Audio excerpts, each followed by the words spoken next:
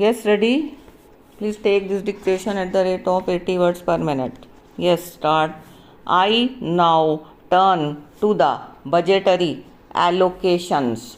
While announcing the allocations, I want to reiterate my government's firm commitment to strengthen the federal structure of the country and our resolve to work closely with the state governments for the larger good of the people. Government is committed to the welfare of SCs and STs. This year, an amount of rupees 50 crore is proposed under the SC plan and rupees 30 crore under TSP to provide credit enhancement facility for young startup entrepreneurs from scheduled castes who aspire to be part of the neo middle class. I propose to set aside a sum of rupees 200 crore which will be operationalized through a scheme by IFCI for the welfare of the tribes. One Bandhu Kalyan Yojana is being launched with an initial allocation of rupees 100 crore. NDA government during its last term in office had introduced the Varishtha Pension Bima Yojana as a pension scheme for the senior citizens.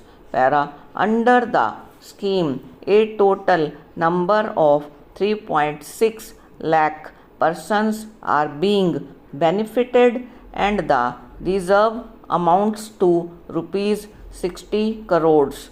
I propose to revive the scheme for a limited period from 15th August 2014 to 14th August 2015 for the benefit of citizens aged 60 years and above. A large amount of money is estimated to be lying as unclaimed amount with PPF Post Office Savings Scheme. These are mostly out of investments belonging to the senior citizens and on their demise remain unclaimed for want of relevant payment instructions.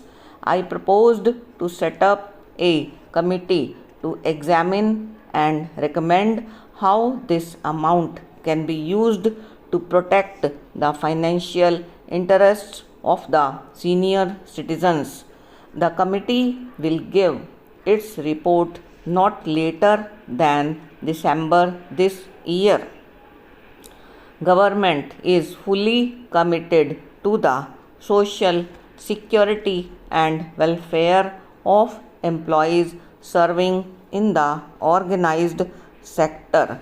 The government is notifying minimum pension of rupees 1000 per month to all subscriber members of EPS scheme and has made an initial provision of rupees 250 crore in the current financial year to meet the expenditure.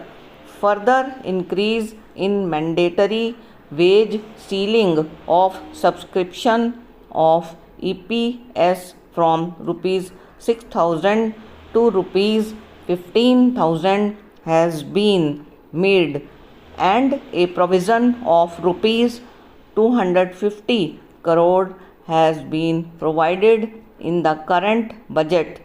As such, government will make all out efforts to create a more inclusive society for persons with disabilities to enable them to enjoy equal opportunities.